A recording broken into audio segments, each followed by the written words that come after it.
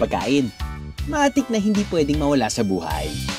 Pero kung nanamnamin at titingnan ng mas malalim, bawat putahe may hugot.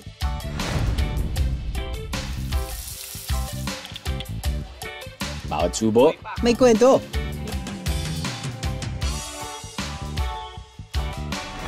Mula sa mga nagluto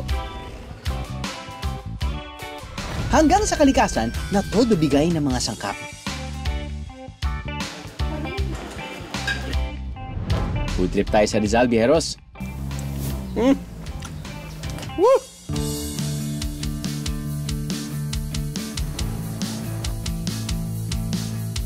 At dahil mas masarap kumain ng may kasalo, may mga kasama tayong loud and proud Rizaleño. True! Isami mo naman ako sa biyahe mo. Isama kita o isami? Isama! It's Arman Salon, Viajeros. Diyos ka pa! Diyos ka pa! Diyos ka pa! Diyos ka pa! Ya! Samahin niyo kaming magkulitan.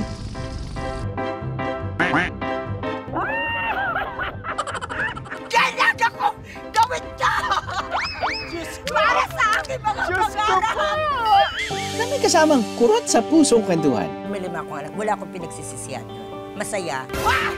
Sama-sama tayong maging OA. At mabusog sa mga pagkaing ihahain ng Rizal.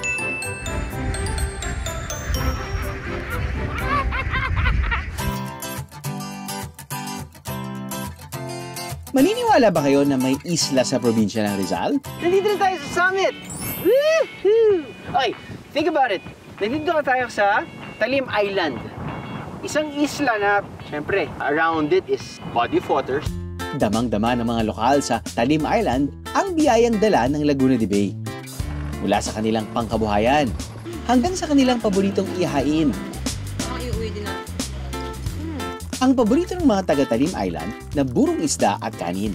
Hindi lang side dish o pampagana. Kinakain nila ito na para bang lugaw, lalo na tuwing mahal na araw. In fairness, ang sarap niya. Taon-taon talaga ay nagluluto kami ng burong kanin at isda dito sa aming nayon at dinadayo talaga ito lalo na nga ng mga taga-iba't ibang barangay. Kapag nga nalaman nilang pabasa na dito sa amin ay isa nga sa mga tanong nila ay may buro ba? Kung ang ibang buro ay puti, ang kulay ng buro nila rito, pink. Napakasarap ng buro ng baraba. Yummy! Ang sarap! Anong naamoy mo? Ang naamoy ko, may pagkamaasim ng konti eh. Ganon? Pag nakikita kong ganyan, parang naalala ko bagoong din. Tikman natin, tikman natin. Oh, sige. May gata. Nalalasahan mo yung gata, nalalasahan mo yung kamatis. May laman ng isda. May laman ng Natikman ko yung isda eh. May asim. So, bahala ka na kung saan manggagaling yung asim. baka panis na lug. Totoong pinanis. Na kanin. Na kanin. For real? Buro ba talaga yarn? In fairness, ang sarap niya. Sarap siya. Ito na siguro yung pinaka na-appreciate kong dish na may buro. Kasi hindi mo lasa yung fermented taste na usually hindi ko masyadong nagugustuhan eh. Kanduli ang klase ng isda na ginagamit nila para sa pink buro. Nilapitan namin ang content creator na si Talim Islander para ipakita kung paano niluluto ang pink buro. Pwede po siyang iburo ng 4 hanggang 5 araw po. Kung gusto niyo po maasim, pwede niyo pong patagalin pa. Nilalagyan nila ng gataang version nila ng buro para raw mas lalong sumarap. Para maging color pink ito, may hinahalo sila rito, Viajeros. Ang pink buro, kaya nagiging pink, ay dahil sa angkak. Ang angkak ay parang bigas din ang itsura, pero red. Kaya lang, yung iba raw na bayan ay gumagamit na ng food color. At eto pa nga, may gulay din.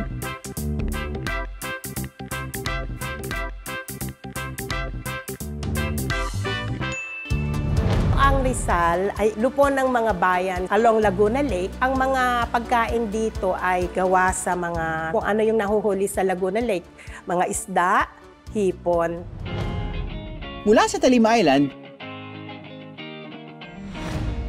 dito ang susunod nating food trip sa art capital of the Philippines, Angono, Rizal, kung saan sikat na sikat ang fried itik.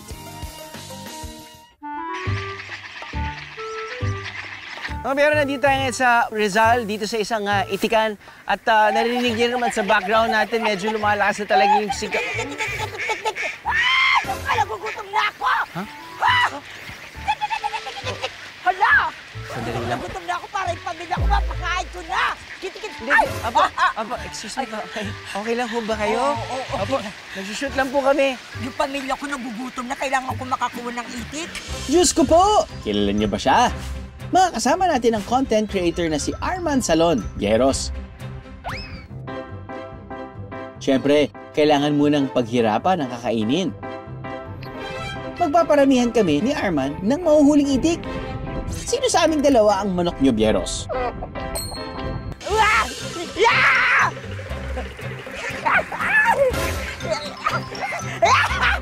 Nasaan ako? G naman pala ito si Arman. Wala pang 15 seconds. Aba, nakaapat na siya. Habang ako,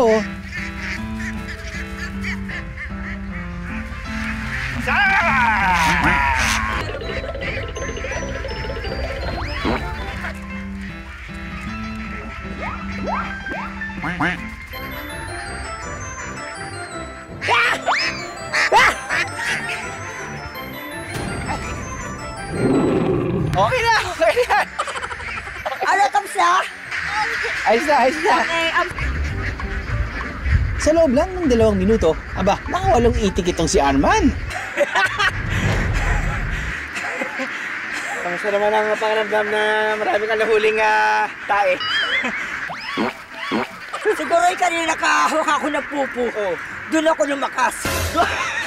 Naging hyper ako. Diba? High five tayo. Yes! Ha! Ayan! Dito sa Angono, piniprito ng buo ang katawan ng itik. Itikman, ititikman!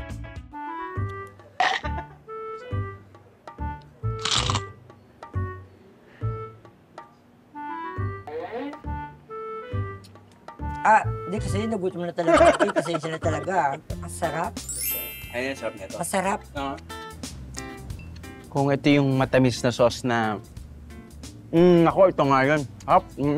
Parang malasa siya. Ah. Ramdam mo yung lasa. Kahit anong part, sobrang malasa. Di ba usually kapag kakain ka ng manok, yung chicken breast, yun yung parang hindi kinakain yun ng mga tao dahil gusto nila yung thigh or yung legs or yung wings. Ito kahit ano. Kahit breast. pagkagat mo agad, talaga malasa na agad eh. Oo. Yan eh.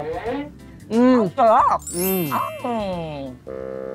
Tira mo naman yung mga anak mo. Kala ko, nanghuli tayo para sa mga anak mo. Ito na nga kayo. Ayan. Dito ko ito. Yan. Ito, siya na tayo. Ay, akin lang ito. Pwede naman. Kakaya naman. Nagbago pa eh. Bakit nga ba talamak ang fried itik dito sa Angono? Kasi nung araw, maraming mga farm ng itik dahil sa itlog, dahil dinadala to sa pateros pang gawing balot. Ang problema kasi sa itik, sandali lamang yung panahon ng kanilang pag-iitlog. Nagkakaroon kami ng excess na mga meat ng itik, nauso ang pagpa-fried itik sa Angono. Bukod sa kanilang itik, nakikilala na rin ang mga exotic food dito sa Angono. At kung usapang exotic food, ang restaurant na ito ay pinupuntahan.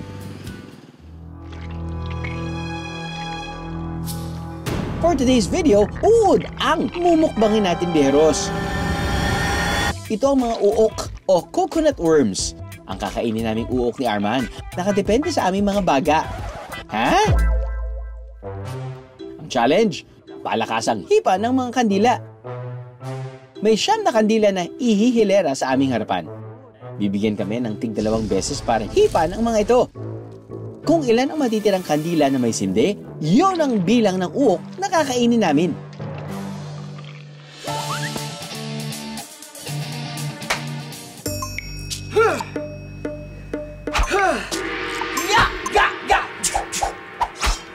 Sino kalaban natin?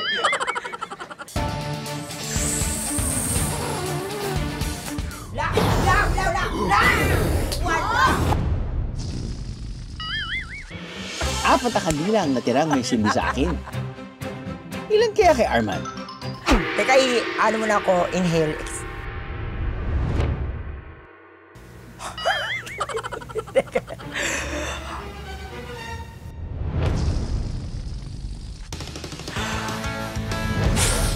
Wow, lakas!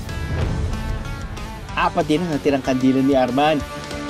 Ibig sabihin, pareho kaming tig-4 na uok ang kakainin. Yay! Pero hindi naman fresh uok ang aming kakainin. Kundi itong uok tempura. Ayun naman pala. Arman, paano ba yan? Tiga-apat tayo. Eh di, kailangan. Kailangan. Kainin natin.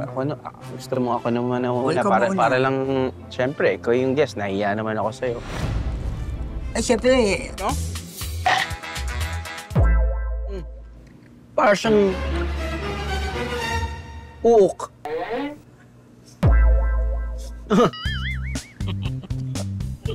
Ano gusto mo sabihin? ang sarap. Sarap, di ba? Oo nga. Parang, Ang sarap niya, para siyang ano, na piniritong balat ng ng Manok. Yun, yung lasa. chicken skin. O chicken. Na galing sa Galing ng manok. Oh. Nalo ka lang, masarap. Ang masarap talaga, promise. Hindi ako nagbibiro. Hindi ba? Pero titikim pa nga ako. Oo, ayan o. Ito nga, masarap din to. Parang tempura. Katulad ko, 5 rin pala ang anak ni Arman. So, meron kang 5 anak. Oo, may 5 akong anak. Sa una kong asawa, 3. Masaya naman, kasi di ba, mga ibang katulad ko, naghahangad na magkaanak ako. At least, nagkaanak ako. Kaya, wala akong pinagsisisihan doon. Masaya. Masaya. Siyempre, may nanay na sila. Tama. May tatay pa sila. Tama. Di ba? May komedyante pa sila. Tama. O saan pa sila maghahanap? Yeah. Kinain na rin namin ang uok number 3. Para siyang cheese. Pero bago ang pang-4 naming uok, So, pwede mo akong turuan na yung Diyos ko po. juice ko po. Ganito. Diyos ko po! Ayun naman si. Juice ko po! Ano naman si? Diyos ko. Ganyan lang. Diyos ko po! Kailangan may tunog na. Diyos ko po! Yung parang yung... ganun. Diyos ko po! Yun! Kuha mo rin pala. Yan? Diyos ko po! Ganon. Ngayon, kapag gagawin mo, Diyos ko po! Diyos ko po! Diyos ko po! Diyos ko po! Ayan. Juice po natin. Ito na talaga yung Yan po yung juice po. Thanks, Sad. Thanks. Nakarinig po kasi ko Ng ng juice, juice. kaya pumarinig ko Ay, kagad. kaya pala. Jin, salamat. po. Jin, salamat, ah. Salamat po talaga. Naging extra challenge itong BND, ah. sa restaurant kung saan nagbebenta ng exotic na mga putahe, bestseller nila ang Minaluto, isang family-sized bilao na perfect for sharing. May kasama rin itong side dish na specialty dito sa Rizal. Itong balaw-balaw o parang buro na gawa sa hipon pero walang kanin. Ang mga hipon dito sa Rizal ay yung maliliit lang na klase, hindi yung malalaking swahe, ha? Pagka dumadami, lalo na nung araw, lalo na nung malinis pa ang Laguna Lake, ay maraming nahuhuli. Kaya nagpapasya ang mga tao na kung wala pa noong refrigeration, ay pinatutuyo nila, ginagawa nilang gango, or inaasinan o binuburo na katulad ng sa balaw-balaw.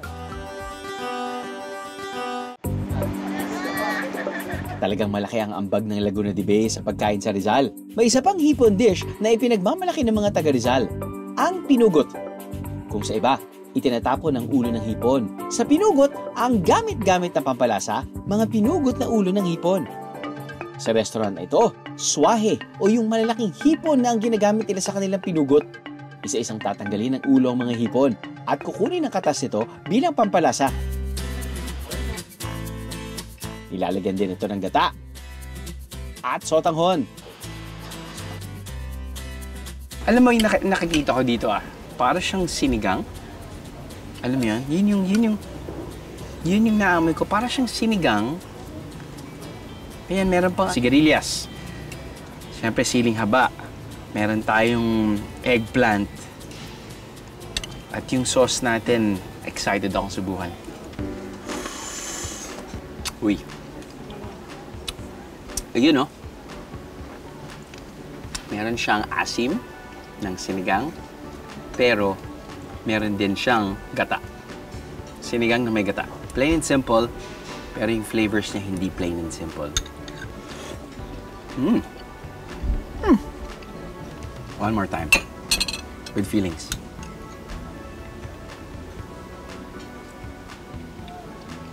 Wow. Hipon sa hapon. Perfect.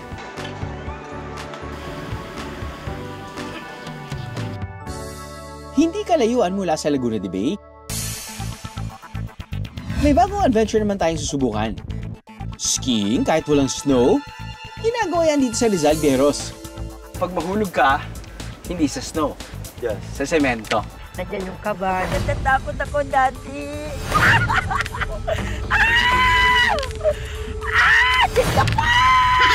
Makakasama natin ang grupong Morong Nordic Roller Ski dito sa Morong, Rizal. Pwede po siya for competition. Kailan nagaganap to? Sa July po. July. Saan po? Sa Thailand. Sa Thailand. Yes. So, yung mga countries na walang snow siguro, yung... Yes po. Yes, yes. 2022 nang magsimula silang mag-ensayo sakaling ito. Bakit niyo napili to? Unang-una kasi, ang barangay namin, maganda yung pinakang terrain. Kasi ang roller ski na laro, kailangan may flat, merong uphill, and then may downhill. Right. So, At hindi masyadong dapat steep. Yes. Sakto lang dapat yung grade. Opo. So, pwede bang subukan ko yung roller ski? Sure. Diyos ka pa! Drew! Isami mo naman ako sa biyahe mo. Isama kita o isami? Isama! Kasi iba yung isami oriental, iba yun. Isama Lugar mo yun. ako, dali na please naman, para matutunan ko naman yan. Sure, dalawa naman yung meron yan, so wala problema. Salamat talaga. Diyos ko! Akala ko ako na yung pinaka-OA.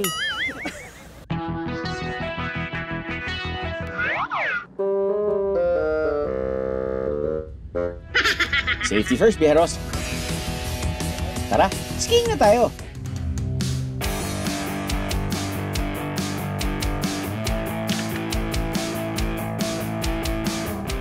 Ano ba napasukan ko?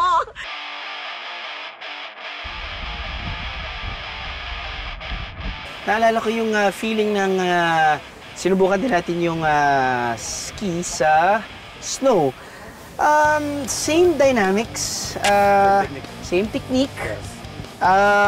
Yun nga lang, pag mahulog ka, hindi sa snow, Yes. sa semento. Kaya po, bago namin talaga pagbulusukin, gumawa kami ng panibagong lumipat, make sure namin na may balance ang bata. Mararamdaman mo talaga if hindi mo masyadong ginagamit yung little muscles mo around the ankle. Mangangawit ka kapag hindi mo parating ginagawa. Nakakatuwa din dahil tayo mga Pilipino umaangat sa ice skating, wala naman tayong snow. Parang ito mga to, wala namang snow pero gumagawa pa rin sila ng, paraan para ma-maximize tong ski.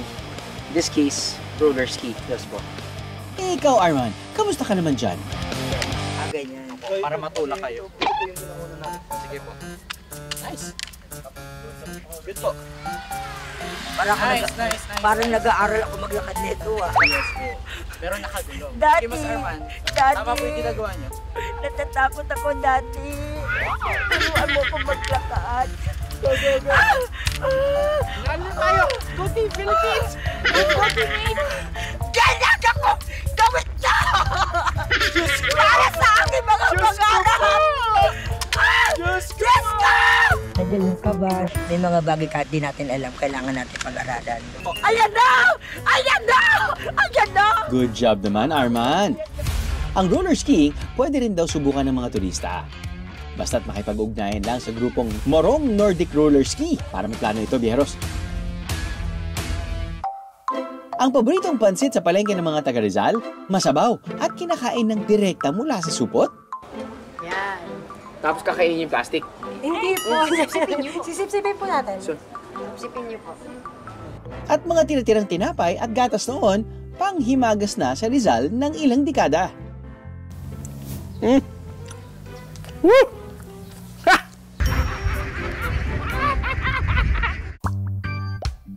Yellow shirt, blue... Mga biyero, yan tayo makakasama na napaka-special guest sa ating biyahe today. Hello mga biyahewers! Not yet, anak. Ikaw naman, oh. Come travel with me, Papa.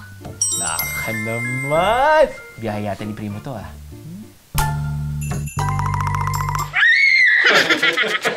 Pero bagong lahat, para maging biyahilo-free, meron tayong Travel Essential Viajeros.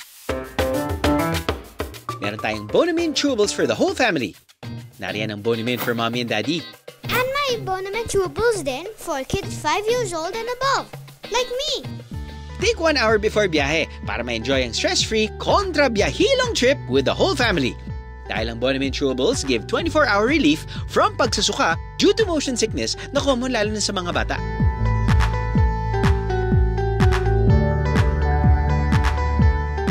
With Bonamin, happy family trip pag biyahilo-free.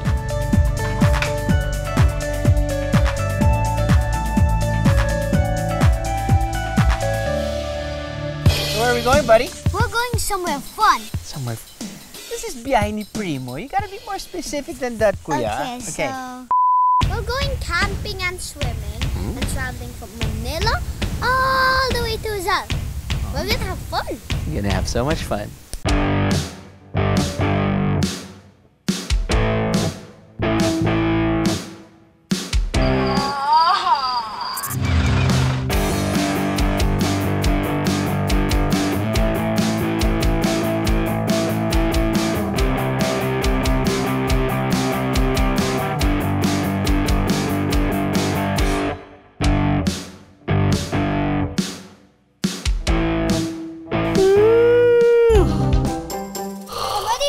Ready? Wait, don't you want to rest first? No need. With Bonamin chewables, I'm always ready. All right, let's go. Camping sa Rizal ang isa sa mga paborito naming bonding. Perfect for a quick family vacation.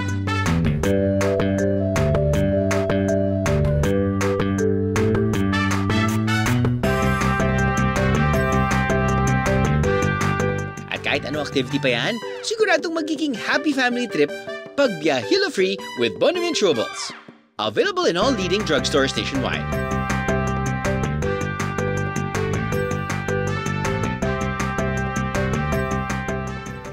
Thank you, Papa. I'm a happy little viajero.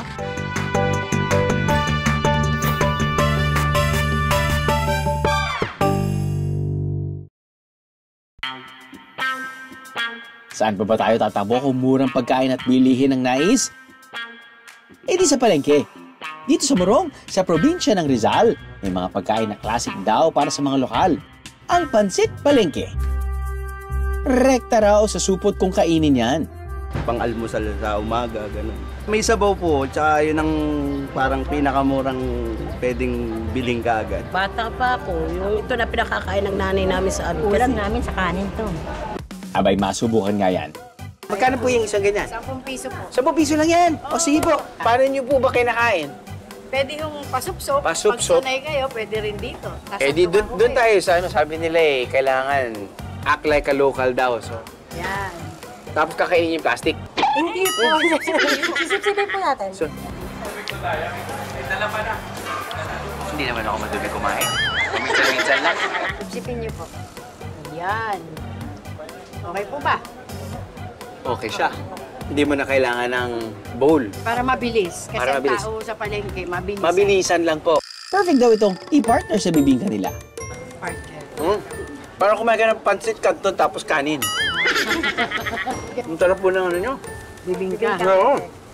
Wow. Ayos.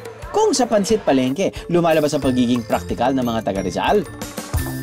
May isang putahe naman na nagpapakita ng kanilang pagiging mapamaraan. Ito ang sinigang sa bayabas at gata. Ang ginamit na papaasim, bayabas. Sinisigang nila na nilalagyan ng gata sa bayabas. Kaya bayabas ang uso noon, nung araw. Kasi wala pa ring sibuyas na nakakarating dito sa lugar namin. May mga bayabas sa bawat likod bahay eh. Ang sahog nito, tinapang isda. Ang pagpepreserba, ginagawa ng mga lokal kapag saganang huli mula sa Laguna de Bay. Tinapang isda, usually ay kandule, dalag, or sa ngayon ay bangos. Tinitinapay yun, pinapausukan, kasi may mga panahon naman na hindi nakakahuli, lalo na pag may bagyo.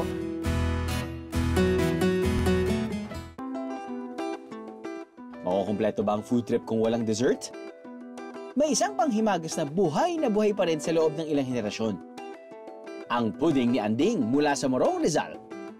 Nung araw kasi, after the war, nung na-liberate na tayo ng mga Amerikano sa mga Hapon, maraming supply ng gatas galing Amerika. So, yung great-grandmother ko ay nag-imbento ng luto ng puding. Kasi ang puding naman kasi yung mga lumang tinapay sa bakeries, ano. Sa ngayon, imbes na tira-tirang tinapay, bagong tinapay na raw ang gamit nila sa putahing ito. Tapos ay tinitimplahan niya ng gatas, itlog at butter.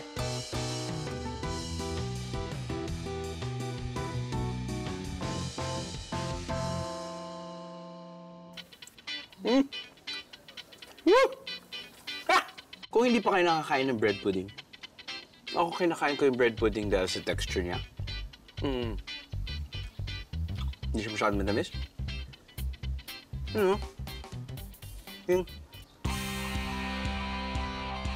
Sa dami ng ninukbang natin sa Rizal, may isang umangat sa panlasa ko.